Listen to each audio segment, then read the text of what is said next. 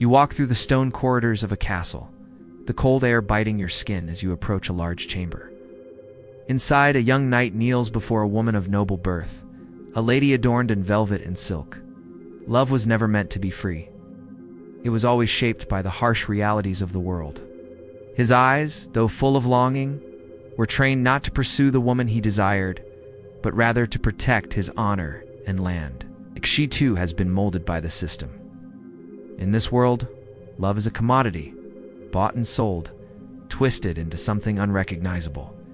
It is not a beautiful, all-consuming flame, but a cold, calculated exchange.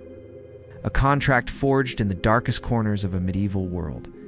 The darkness of medieval love is not only found in its repression, but in the way it warps the hearts of those who fall under its spell. Her love for the knight is nothing more than a performance, a means of securing her position within the castle walls. She has no say in her future, no control over her heart. The love she feels is not for the man in front of her, but for the title and status he represents. She dreams not of a future with him, but of the security and wealth that his service to the crown brings. They are two players on a stage, each bound by the invisible strings of society, unable to act on the very emotions that should be free. His affection was to be placed under the umbrella of chivalry, a concept created by the church, to guide knights toward godliness and away from the baser desires of the flesh. But this framework for love, while seemingly noble, was deeply flawed.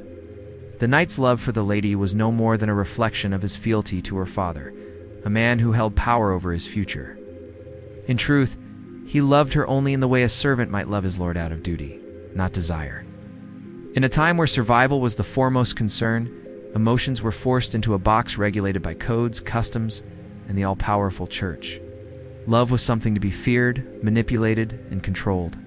It was a weapon, a tool to be wielded for power and status, rather than the sweet, spontaneous union of hearts. Men and women who sought love were often seen as foolish, for love was never meant to be pure in the eyes of medieval society.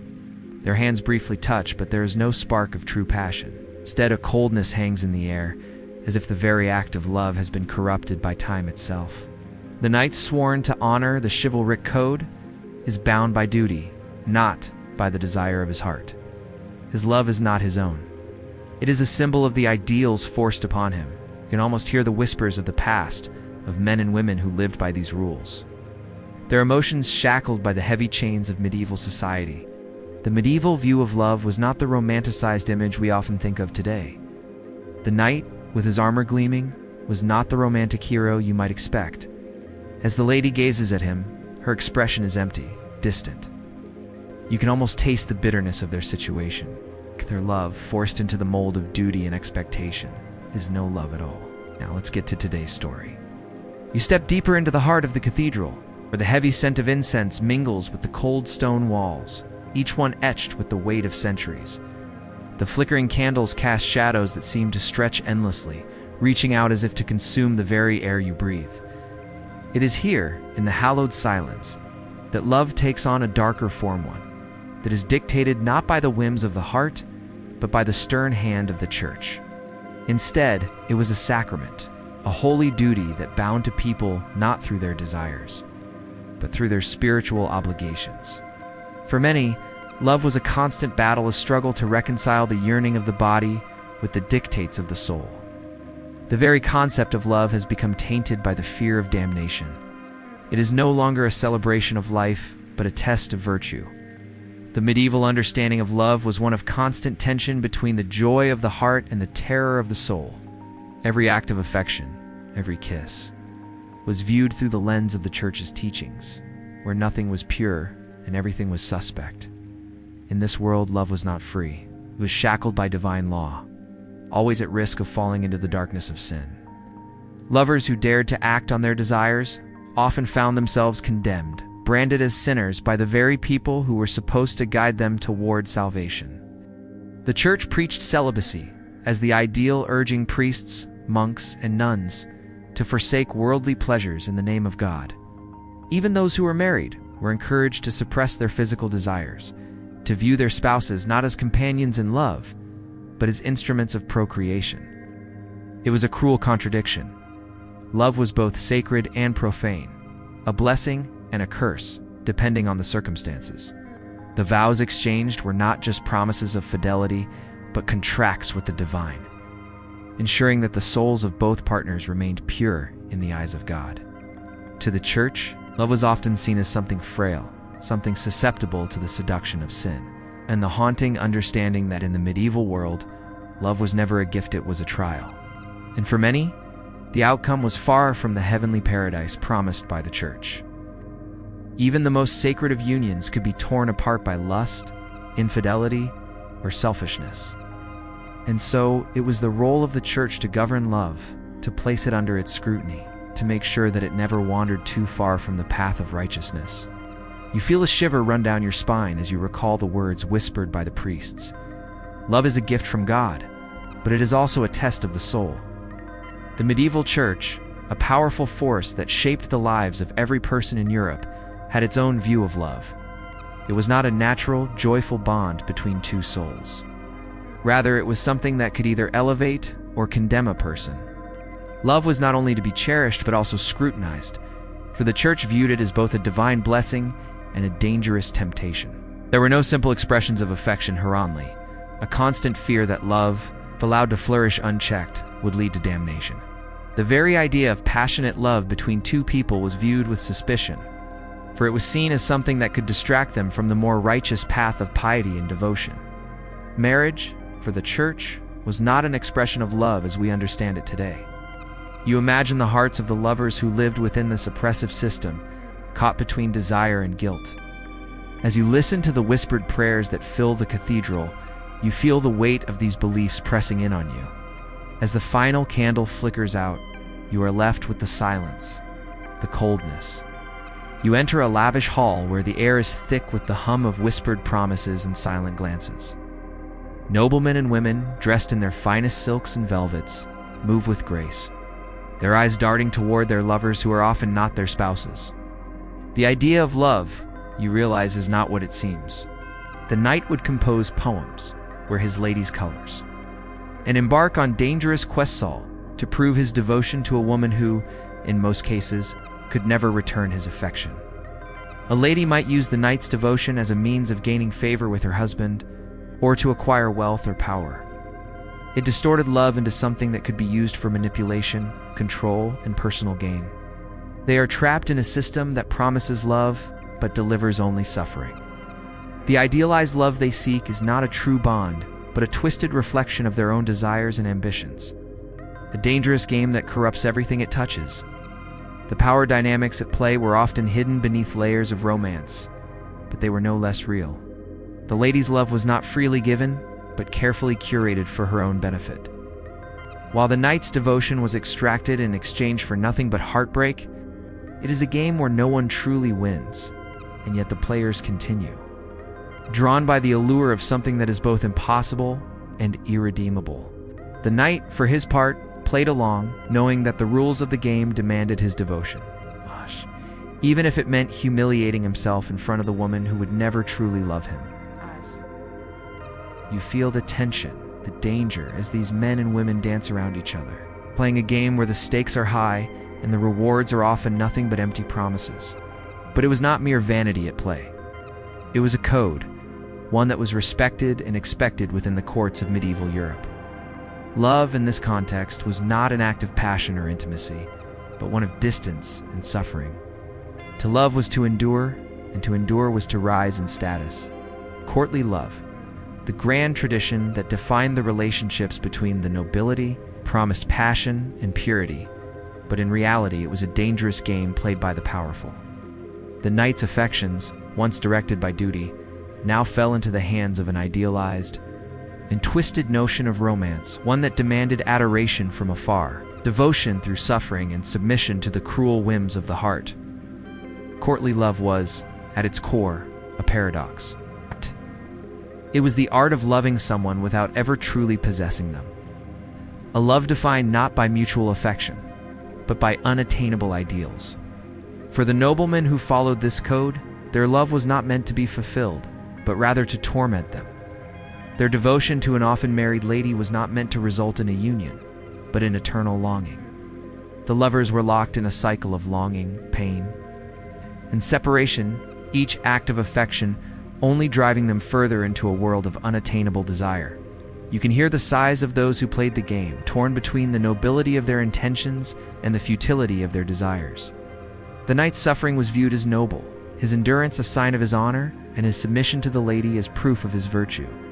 In this world, the pursuit of love became a ritual of self-inflicted torment. Yet as the game of courtly love unfolded, the line between genuine affection and manipulation grew increasingly blurred.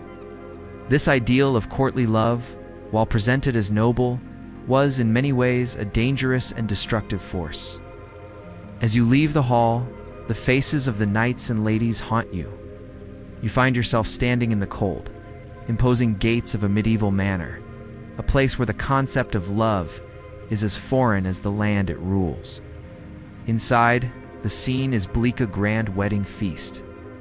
Yet there is no joy in the air, only the heavy weight of obligation. The idea of passionate love between husband and wife was a luxury few could afford, for it was the political and economic realities of the time that determined whom you would marry, not the desires of your heart.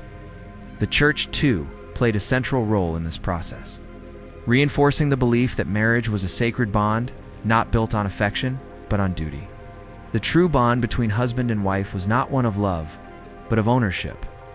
Only the knowledge that her life will soon be dictated by the will of another. In this world, there is no room for love to flourish, only a harsh, unyielding structure of obligation and power. The medieval conception of marriage, as you have seen, is one of property, not passion. And for the bride, it is not a beginning, but an end, the death of any hope for the love she had dreamed of. The bride's body was not hers to claim. It belonged to her husband. The love they shared, if it could even be called love, was cold and pragmatic. Devoid of the warmth or tenderness we associate with affection today, she was not his equal, but his possession bound by contract and social expectation. Love for them was a distant dream, a faint memory of a time before the shackles of duty had closed around their hearts. It was an arrangement sanctioned by God, an agreement that would ensure the continuity of bloodlines and the stability of kingdoms. In such a world, love was not a requirement. Duty was. The bride, her face hidden beneath layers of lace and veil, is nothing more than an object on display, a pawn in a game she did not choose to play. She entered the union knowing that her role was to bear children, manage a household, and, most importantly, provide heirs to her husband's estate. Her feelings, desires, and dreams were irrelevant. The groom, on the other hand, viewed his new wife not as a partner, but as property and acquisition to add to his collection of assets. He had little interest in her beyond what she could provide in terms of social standing and progeny. The intimacy of their union, if it existed at all, was overshadowed by the brutal realities of medieval life, where passion was secondary to the stability of the family and the preservation of wealth. She will soon be given away, not to the man of her dreams, but to a stranger who holds power over her fate. Love, in this world, is nothing more than a transaction, and marriage has become little more than a business arrangement, one that secures wealth, land, and titles, rather than hearts. In medieval society, marriage was not about the joining of two souls in love, but the securing of alliances and the consolidation of power. For the bride, the concept of love within marriage was often a cruel illusion. The wedding vows exchanged in such ceremonies were empty promises, serving only as a formality to solidify the arrangement. You watch the bride's face as she is led to her husband, her eyes glazed, her body stiff. There is no excitement, no thrill. You walk through the corridors of a great royal palace, the cold stone walls echoing with the whispers of courtiers and the rustle of silken gowns. The air is thick with the scent of perfume, but beneath it, can sense the underlying decay, power, and ambition rotting the very foundation of the palace. Kings and queens, whose very existence depended on their ability to secure alliances, understood the value of love as a political weapon. They used affection, not for its warmth, but for its ability to further their agendas. The king or queen would often marry not for love, but to secure alliances, to ensure the survival of their dynasty or to gain wealth. Their personal feelings were secondary to the larger political game they played. In the medieval world, kings were not interested in a wife who could love them. They needed a wife who could bear heirs, who could help them maintain power and influence. The idea of romantic love, as we understand it today, had little place in the political machinations of the medieval court. The idea of genuine love between rulers was replaced instead by marriages and affairs that were designed to strengthen their political positions. But even this was not about love, it was a strategy, an escape from the suffocating grip of courtly expectations. Power has corrupted love to its core, transforming it into something dark and manipulative. In this world, love is not a bond, it is a transaction, a tool for control. And in the hands of those who wield it, it becomes as twisted and ugly as the power it serves. Love in the royal court was often just another form of manipulation, means to secure loyalty, cement alliances, and maintain control. The heart, it seemed, had little place in such relationships. Instead, love was reduced to a tool, a weapon in the battle for dominance. In the end, the true cost of royal love was not only the erosion of trust, but the loss of humanity itself. The monarchs of this time saw love as a currency, one that could be traded and bartered, just like any other asset. The lines between passion and power blurred, and in many cases, it was impossible to tell if the affections were real or simply part of a larger strategy to consolidate control. At the heart of this world of splendor and deceit, you encounter a monarch who has mastered the art of using love as a tool for political gain. The king, seated on his throne, smiles as he gazes at his latest lover, a young woman who has captured his attention. But behind his eyes, you sense something darker, a manipulation at work, hunger for control that disguises itself as affection. In the medieval world, love was not always about the bond between two people. It was often about the wielding of power. For the young woman at the king's side, her position was one she had earned through beauty, charm, or perhaps familial connections. She was a pawn, used to advance her own family's standing, her own future. Her love for the king, if it could even be called love, was born of necessity rather than affection. She knew that the king's favor would bring wealth, protection, and influence. But she also knew that her favor could be withdrawn at any time, leaving her vulnerable. The love between them, if it ever existed, was tainted by the cold calculations of survival. She was his mistress, not his partner, and he was her master, not her lover. In the case of royal marriages, the situation was no different. The queen, trapped in a loveless marriage, often found solace in the arms of a lover. As you leave the royal chambers, you feel the weight of what you've witnessed. You stand on the edge of a darkened abbey, its stone walls heavy with centuries of silence and secrets. Inside, the flickering candlelight casts long, eerie shadows along the cold, damp floor. The human heart, so often ruled by passion and longing, was deemed the battleground for sin. To love was to risk damnation, for love was seen as something that could easily stray from purity into temptation. The desire for forbidden love is so strong, yet so dangerous. And those who faltered found themselves ensnared by guilt, shame, and often excommunication. Lovers who found themselves attracted to one another outside of marriage often had to contend with the fear of being labeled as sinners, being cast aside by society for their love. Love was a dangerous thing in the medieval world, for it was not just an emotional bond. It was something that carried with it the weight of sin. The idea of sinning for love, of transgressing the boundaries set by religion and society, was something that haunted the hearts of many. And in the end, the consequences were never just spiritual, they could be physical as well. The fear of punishment, both earthly and divine, stifled the natural expressions of love that would otherwise flourish. To fall in love outside the bounds of marriage was to risk being cast out, to risk being severed from the community and from God's grace. For the medieval person, love was not a simple act of joy. It was fraught with danger, with the knowledge that to love was to walk a razor's edge. Love, when deemed sinful, becomes something dark, something forbidden, and ultimately, something that can never be truly free. And in the eyes of the church, it was a sin that needed to be purged. Yet for some, the desire to love and to be loved was a temptation too powerful to resist. Forbidden love, whether between a monk and a woman, or between two people of the same sex, was viewed as an act of rebellion against divine law. The church was unforgiving in its condemnation, and the punishment was swift and brutal. The idea of romantic love, especially outside the sanctity of marriage, was considered a sin. Lust, desire, and even affection that crossed the boundaries set by the church were considered acts of defiance against God. But this judgment was not just theoretical, it was real, and it had consequences, severe, painful consequences for those who dared to give in to their sinful desires. The monks and nuns within these walls are bound by vows of chastity and devotion, their lives dedicated to God.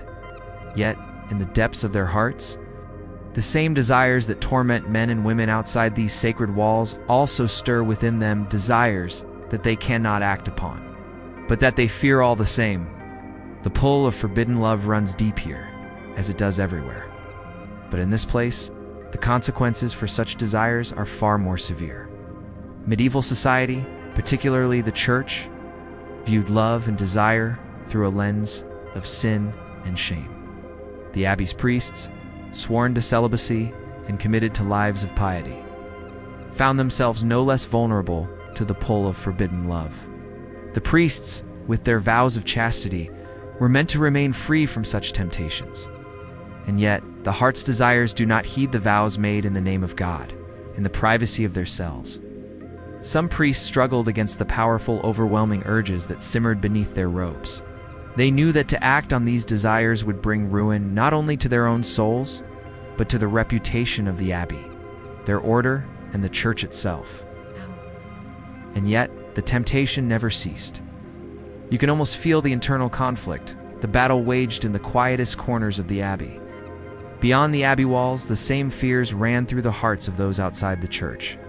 In a time when sin was not just a concept, but a very real force that could shape your fate, the idea of loving freely was a luxury few could afford. As you step away from the abbey's shadow, you feel the weight of those hidden desires that were never meant to see the light of day. You find yourself in a lonely, windswept village at the edge of a great forest, the kind of place where the land meets the sky in an endless stretch of mist and mystery. Here, in this desolate corner of the world, the stories of impossible love take root. It was a tragic tale often told in the halls of nobility, in the cottages of peasants alike, between two people from different worlds, whose hearts longed for each other, but whose circumstances condemned them to eternal separation. These were the loves that could never be, loves that were doomed from the start. Lovers who, in their hearts, know that their love will never come to fruition, yet continue to chase the illusion of happiness. And time again, a tale of love that could never be, but that would never cease to haunt those who sought it. His love, though noble in its devotion, was ultimately a tragedy, a lesson in the dangers of chasing impossible dreams. And as you watch the knight's silhouette disappear into the mist, you understand the true nature of his pursuit, not love, but obsession, and not fulfillment, but suffering. The impossibility of love is often what makes it so alluring. For the more unattainable the object of desire, the more it burns in the heart of the lover. But this unrequited passion is a curse, one that gnaws at the soul and leaves the heart empty, hollow. Love that can never be returned or fulfilled becomes an obsession, a sickness that drives people to the brink of madness. The knight's love for the unattainable lady, for example, is a romance shaped by the harsh realities of class, status, and power. He loved her with a passion that burned hot and fierce, but she was bound to a life of duty, married to another man. Her heart tied to political alliances and the preservation of her family's name. In his eyes, however, none of that mattered. He would fight to the end to win her affection, even though he knew it was hopeless. His love was a tragic pursuit, an ideal that could never be fulfilled, but it was a love that consumed him entirely. The villagers speak in hushed tones of a knight who loved a woman from a distant land, a woman of higher station who would never belong to him. To love someone whom you could never have was to invite madness into your heart. The knight's obsession with the lady, the repeated cycles of hope and despair, became a reflection of the medieval understanding of love itself, a fight against fate, a constant struggle, a fight against the forces of nature, society, and even God. In this world, love was often seen not as a joyous union, but as a battle to the death, a pursuit that could never be truly victorious. The lady, though she may have harbored some affection for the knight, could never act on it. She was bound to another life, a life dictated by her family's choices, by the larger forces of society. So the knight's devotion became his doom, his love nothing more than a futile, endless chase that led him nowhere but into the arms of despair. The knight, driven by an idealistic view of love, pursued her relentlessly, crossing mountains and rivers, fighting battles and enduring hardships, all in the name of a love that could never be. His devotion was pure, but it was also futile, and in the end, it destroyed him. The concept of impossible love was not unfamiliar to the people of the medieval era. Impossible love, in the medieval context, was not just a romantic fantasy, it was a psychological torment. As the knight wandered the roads, lost in his quest, you hear the whispers of others who have been caught in the same trap. In the end, the knight's pursuit of the unattainable lady was a story told time. You step into a village ravaged by the Black Death, the air heavy with the stench of decay, the once vibrant streets now eerily empty. The great plague that has swept across Europe has left its mark not only on the bodies of the dead, but also on the hearts of those who remain. The medieval concept of love, already a twisted and often tragic thing, has been irrevocably altered by the crushing weight of the plague. With death lurking around every corner, the people of the time no longer view love as a hopeful, life-affirming bond. The survivors were left to pick up the shattered pieces of their lives, their communities, and their relationships. They understood that love, like life, was fleeting. It was love marked by fear and the inevitability of death, love that could not protect its recipients from the horrors of the world. The plague turned love into a commodity, something to be exchanged in the fleeting moments before the world crumbled around them. But in their desperation, they failed to realize that love, when born from fear, is never pure. It is a love corrupted by mortality, a love twisted by the constant reminder of death. The Black Death did not just take lives. It took the very essence of what love was meant to be, replacing it with something darker and more hollow. Those who had once known the safety of family and friends found themselves isolated, surrounded by death, with no clear path forward. The world had changed, and so too had their understanding of love. The promise of eternal devotion seemed futile in the face of such devastation. People no longer looked to love for comfort or fulfillment. Instead, they sought it as a temporary escape, a brief flicker of warmth in a cold, unforgiving world. The idea of true, lasting love, once held in high regard, was now reduced to something fragile, transient, and ultimately inconsequential. Instead, it has become a fleeting, desperate pursuit, something to be grasped before the inevitable end comes. As the plague spread, it took with it the very foundations of medieval society. The fear of death, so immediate and so pervasive, transformed love into something urgent and ephemeral. People sought out lovers not for companionship or affection, but for the simple need to feel something, anything, before their inevitable end. The plague warped love into a form of survival, as people clung to each other in their final moments, trying to hold on to the warmth of another human being amidst the cold, unfeeling march of death. In the face of such brutality, love was no longer a symbol of joy, but a desperate clutching at life. The fear of dying alone made even the most fleeting and hollow relationships seem important, as if love could provide solace in a world consumed by fear. Lovers, knowing they could be taken by the pestilence at any moment, clung to one another with a frantic intensity. Relationships were rushed, promises made in the heat of desperation, as if love could somehow stave off death's embrace. But the reality was far darker. The plague was indiscriminate, sweeping through families, villages, and cities with terrifying speed. A love once an enduring force was reduced to a fleeting moment, a desperate attempt to connect before the world slipped away. For many, the fear of dying alone became the driving force behind their relationships. But for those who survived, the impact of the plague on love was even more profound. As you walk through the deserted village, you can almost hear the echoes of those desperate, frenzied moments, lovers rushing to marry, to confess their affections, to hold hands as if their lives depended on it. In the end, the Black Death left a legacy of love that was neither romantic nor comforting. The sound of battle echoes in the distance as you stand in the middle of a ravaged town. Smoke rises from the burning houses, and the cries of wounded soldiers fill the air. Soldiers marching off to war would leave behind wives, lovers, and children, all of whom were left to deal with the uncertainty of life without them. For the women, love during wartime became a fragile thing, one that had to be hidden, one that might be lost at any moment. It was about survival, about finding solace in the arms of another amidst the chaos. Soldiers who fought in the name of love found that the very things they fought for could be torn away in an instant. The desire to protect loved ones, to ensure their safety and happiness, became a driving force for many, but it was a goal often left unfulfilled. The war stripped away the purity of love, replacing it with a sense of hopelessness and loss.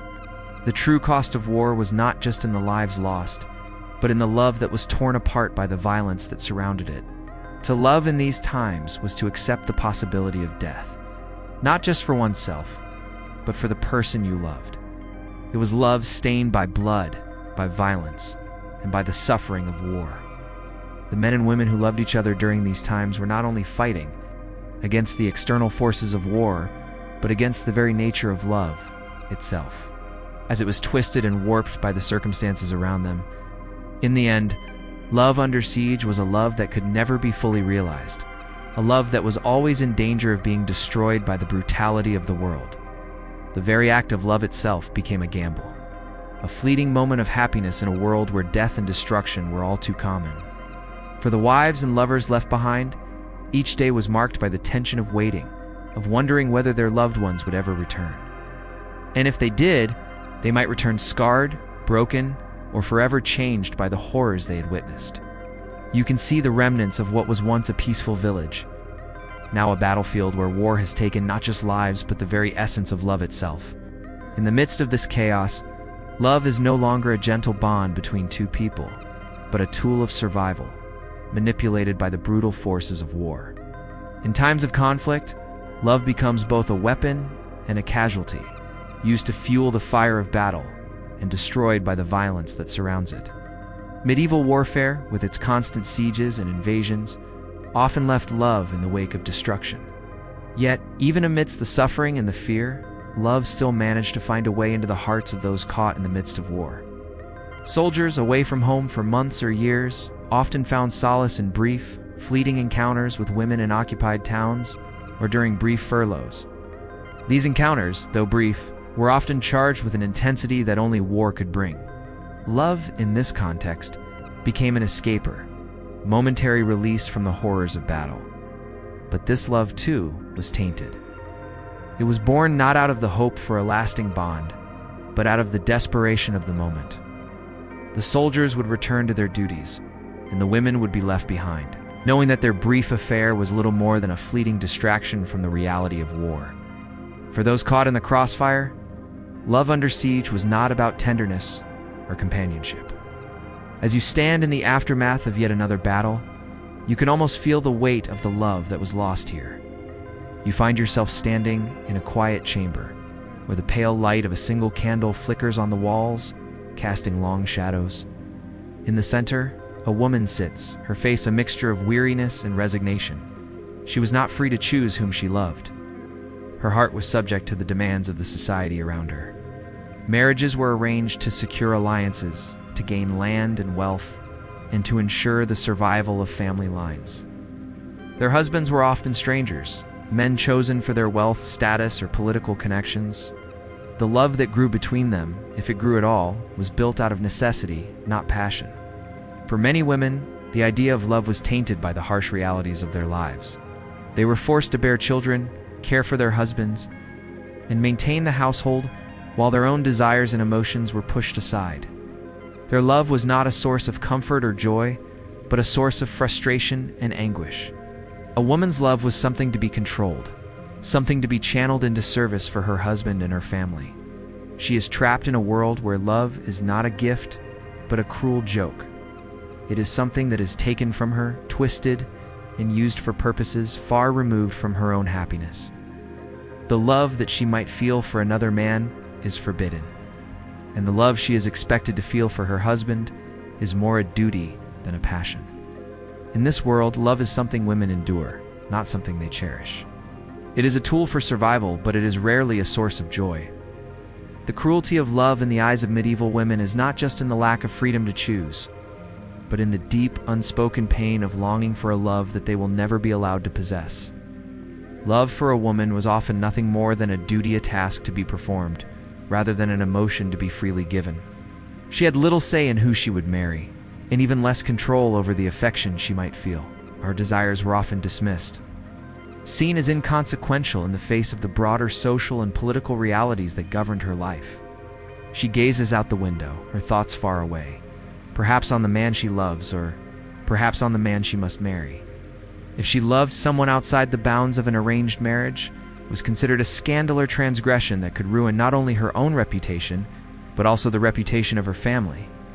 In a society where a woman's worth was so tightly bound to her chastity and obedience, love outside of marriage was a dangerous thing. It could lead to exile, disgrace, or worse, death. Women were expected to endure their love in silence, to bury it deep within themselves, and to never act on it. Their hearts, though capable of great passion, were shackled by the chains of societal expectations. To love was to risk everything. And most women chose to repress their feelings rather than face the brutal consequences of defying their roles. For women in medieval times, love was a cruel game played by the rules of others. Love was not a choice, nor was it a source of joy. It was a burden, a curse, and often a prison. The ideal of romantic love, so often portrayed as pure and noble, had little place in the lives of women who were caught in a world where their value was measured not by their hearts, but by their ability to bear children, manage a household, and fulfill their husband's desires. In the medieval world, a woman's love was not truly her own. For the women who did fall in love, the consequences were rarely kind. Even in marriage, the love women experienced was often not the idealized romantic affection that we think of today. As you watch the woman in the chamber, you can see the burden of her existence written on her face. The flicker of candlelight dances across the stone walls as you enter the dimly lit chamber. Woman stands at the center, her fingers stained with herbs and potions, her eyes intent on the small vial she holds in her hand. The power of love was no exception. Love potions, charms, and spells were believed to be able to make someone fall in love, to heal a broken heart, or to bind two people together in an unbreakable bond. The idea that love could be controlled, bottled up, and sold was seductive to many. The one who had been the object of a spell often felt the weight of the unnatural bond, the feeling that their heart was being pulled by unseen strings. Magic may give the illusion of power, but in the end, it only enslaves those who wield it. Love, when tainted by such dark arts, becomes a hollow mockery, and those who seek to control it are left with nothing but regret and emptiness. Love that was born of magic was never free. It was a trap, a prison built by the very people who sought it. The natural ebb and flow of affection was replaced by a forced attachment. And as the spell faded, so too did the illusion of love. The consequences of using such magic were clear. True love could never be conjured or bound by spell. The heart, when manipulated by magic, was not a vessel for genuine affection, but a mere tool for control. And so, men and women, desperate for affection, sought out wise women, shamans, or even witches, hoping for the right spell or charm to capture the heart of the one they desired. In the medieval world, love was never simply a matter of the heart. It was also a matter of magic, superstition, and the occult. Love spells and charms were not uncommon, as men and women sought to control the most powerful force in the world. Those who used these spells often found themselves trapped in the very obsession they had hoped to create in others. Love spells, much like the love they sought, were fleeting and dangerous. The one who cast the spell might find that the love they had conjured was not the love they had hoped for, but something far darker and more destructive. A man who had used a charm to win the affections of a woman might find that her love was not genuine, but a hollow reflection of the magic that had been cast. The bond between them would be artificial, and the consequences of trying to force someone's heart into submission were often catastrophic. For those who desired to bend another's heart to their will, the pursuit of love often led them down dark, forbidden paths, where the price of affection was steep and the consequences deadly. In a time when medical knowledge was sparse and the unknown was often feared, people turned to magic to fill the gaps in their understanding. These love spells were not as simple as a whispered incantation or a single candlelit ritual. They were often complex, requiring special ingredients, herbs, animal parts, and even human blood. The charms might be worn as amulets or hidden in secret places, carrying with them the weight of ancient magic. But the true power of these spells was not in the ingredients or the rituals. It was in the desperation of the people who sought them. When a person's heart was ruled by obsession, they would stop at nothing, even turning to dark magic, to achieve their desires. Love, in this world, was not a natural thing. It was something to be manipulated, a force that could be controlled and bent to one's will. Well, for all the belief in the magic of love, there was an inherent danger in tampering with such forces. Even worse, those who were caught in the grip of love magic found themselves powerless to break free. As you watch the woman in the chamber prepare her charms, you understand the dangerous temptation of trying to control something as wild and uncontrollable as love. You find yourself standing before an ancient altar, its surface carved with symbols of forgotten gods. Bloodstains marking the stone as though time itself had etched its dark history into the sacred ground. The air is thick with incense, the scent of burning herbs and animal offerings mixing with the cold, damp stone. Here, in the shadow of the altar, people gather not to celebrate love, but to secure it, to bind it through rituals both strange and terrifying. For those desperate enough to grasp at love, there was often a cost far higher than they could ever have imagined. The love that was bound by ritual was not pure, it was tainted by the very essence of the sacrifices made. It was no longer a sweet bond between two people, but a dark, hollow echo of desire. It is not a gift, but a price to be paid. And for many, that price will prove to be their undoing. Love, in this world, is never free. It is always earned through sacrifice. And those who pursue it through dark rituals find that the cost is often far more than they can bear. The rituals, rather than strengthening the bond between lovers, often drove a wedge between them. For the love they shared was no longer a natural thing. It was a thing created through pain, fear, and blood. It was a love built on sacrifice, but like all sacrifices, it demanded something in return. In many cases, the price was too high, and those who had invoked the gods in the name of love found themselves cursed, their hearts and souls forever bound to something far more terrible than affection. Those who performed these dark rites found that the love they had sought was not returned in the way they had hoped. The gods, in their inscrutable wisdom, often gave what was asked, but in return, they took something just as precious. The cost of love was not just physical, it was spiritual. A soul could be lost in the pursuit of affection, and a heart could be broken by the emptiness that remained after the ritual was complete.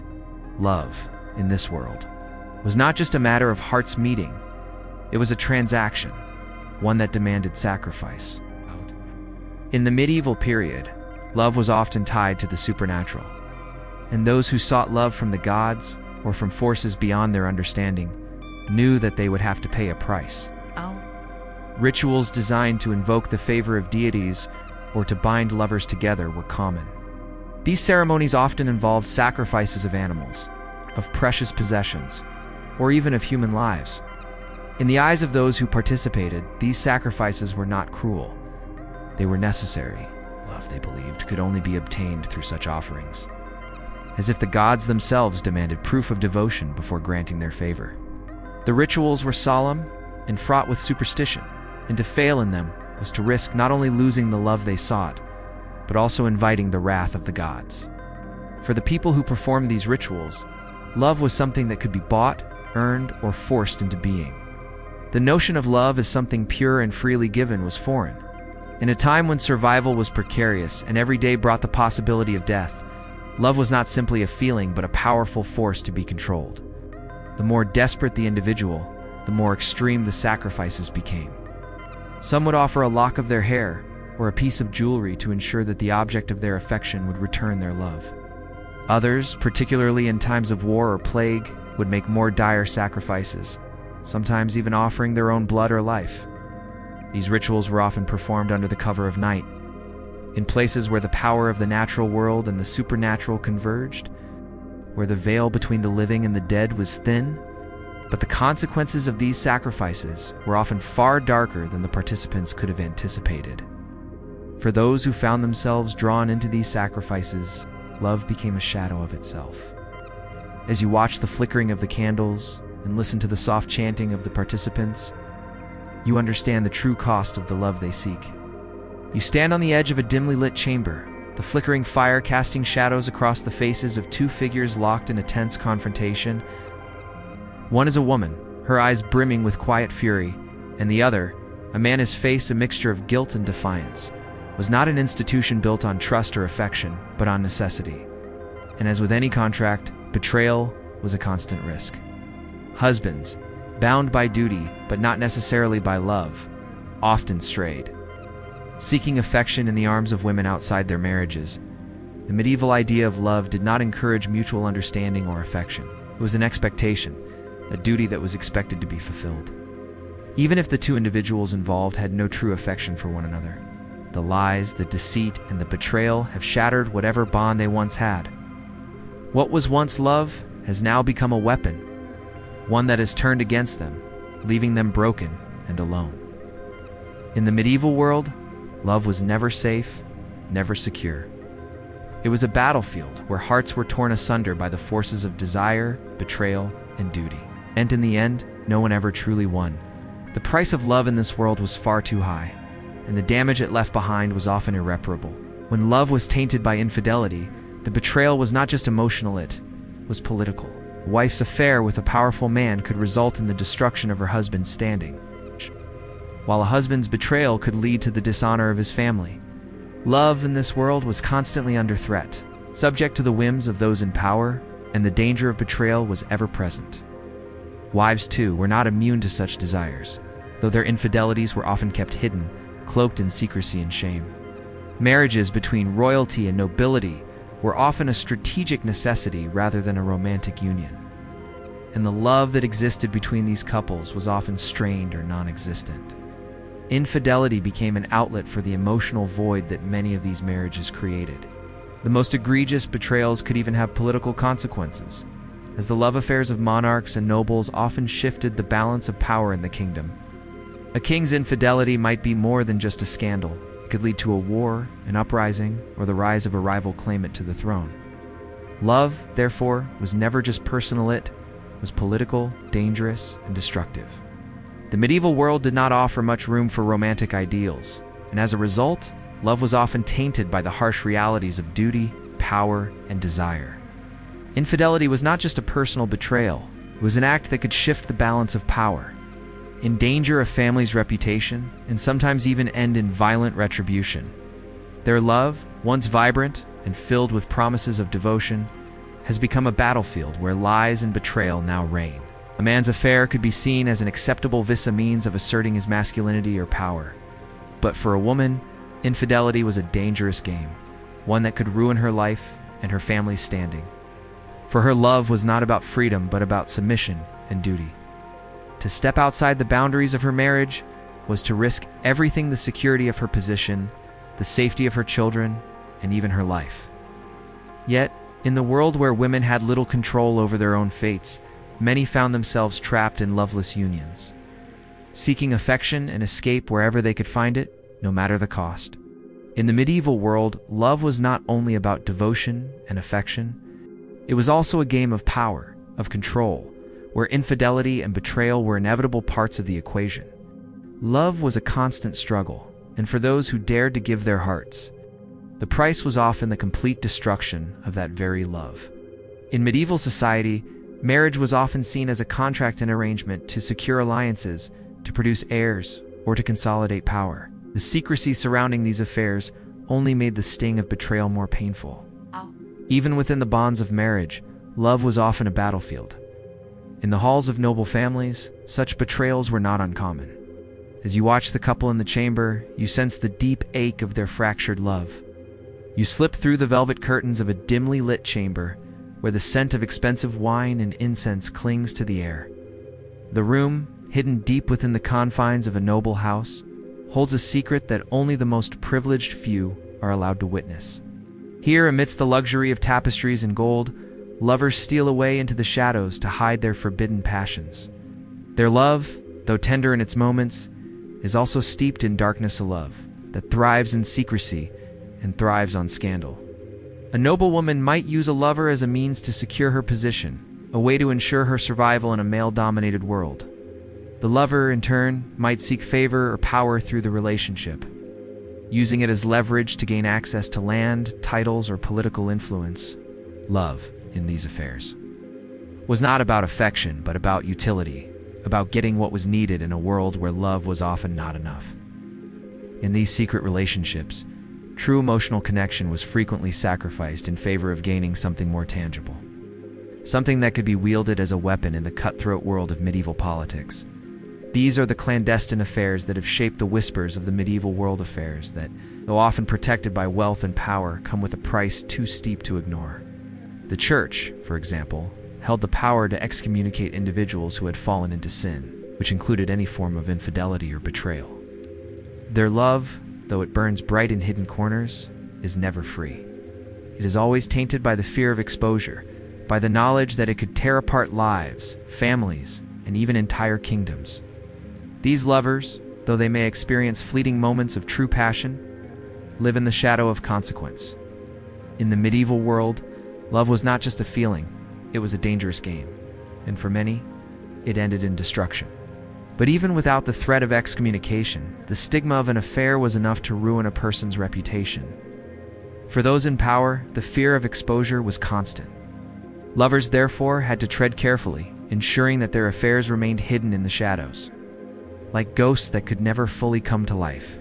Theirs was a love wrapped in secrecy, fraught with peril, where passion existed only when it was safely out of view. In the medieval era, the boundaries of love were often dictated by the harsh realities of social class, politics, and personal ambition. A nobleman's affair with a woman of lower birth was not just a personal transgression, it was a public scandal, a violation of the social order that had been in place for centuries. Lovers, no matter their status, had to be careful not to be discovered, careful not to overstep the boundaries set by society. To be caught in an affair was to risk scandal, public disgrace, and even ruin. In some cases, love affairs led to violence and tragedy. A jilted lover scorned and rejected might lash out in revenge, ending lives in the process. A secret tryst might turn deadly if a husband or a jealous spouse discovered the betrayal. In a time when honor and reputation were so tightly bound to one's identity, the exposure of a love affair could not only destroy the lives of those involved, but also rippled through the very fabric of the social structure, toppling families and kingdoms alike. But this did not stop the powerful from seeking out these forbidden liaisons. Lovers, both highborn and common, sought each other out in secret, were creating a web of love affairs hidden behind locked doors, guarded by those who knew that scandal was only a whisper away. These illicit affairs were often as much about power and control as they were about genuine affection. For the powerful, love could be just another means of exercising their dominance, testing the limits of their authority while still maintaining the appearance of respectability. These secret relationships often brought with them dangerous consequences. Even more insidious were the love affairs that were not driven by passion, but by cold, calculated ambition.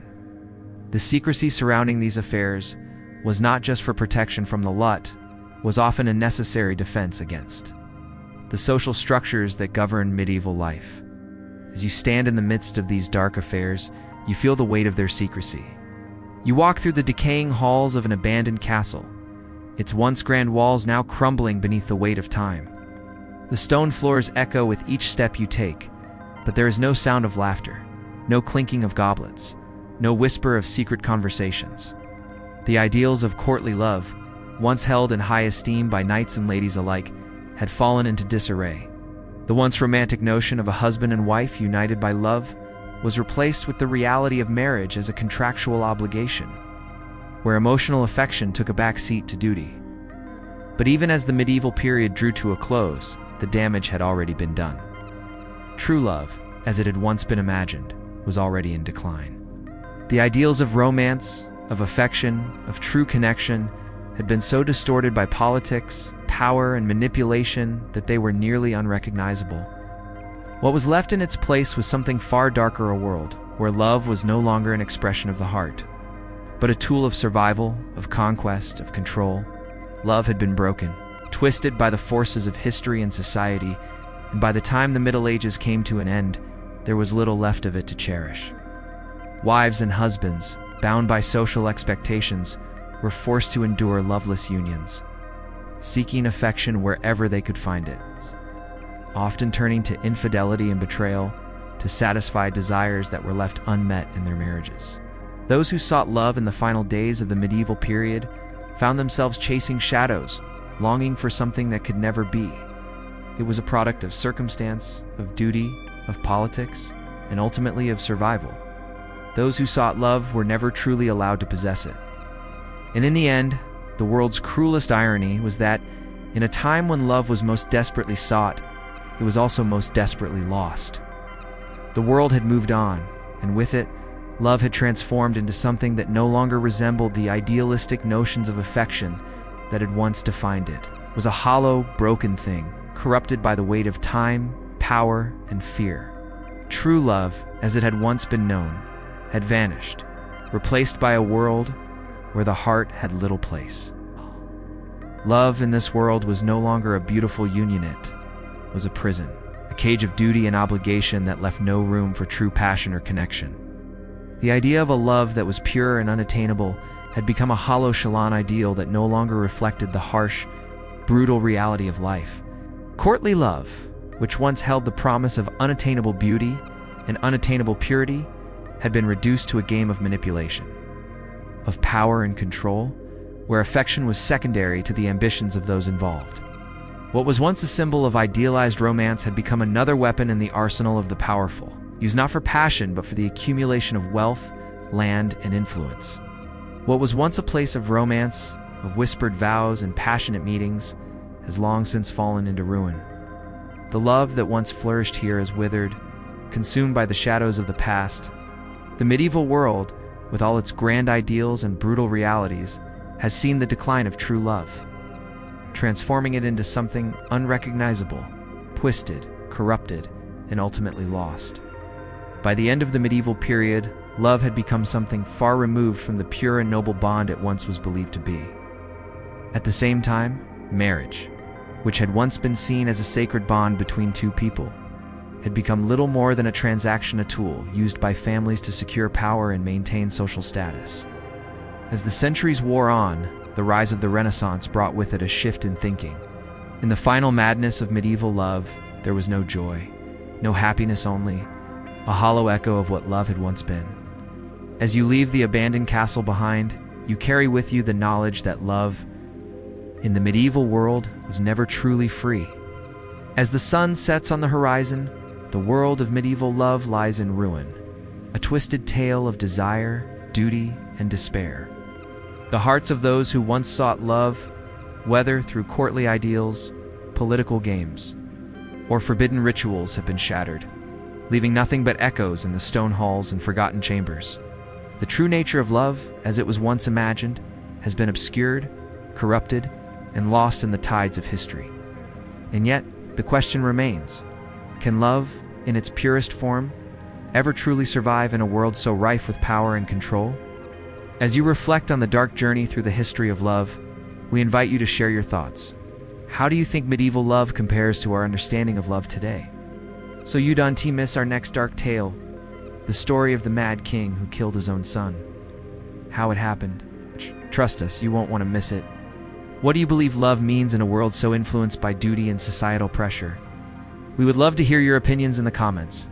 If you enjoyed today's deep dive into the twisted history of love, be sure to like, subscribe, and turn on the notification bell.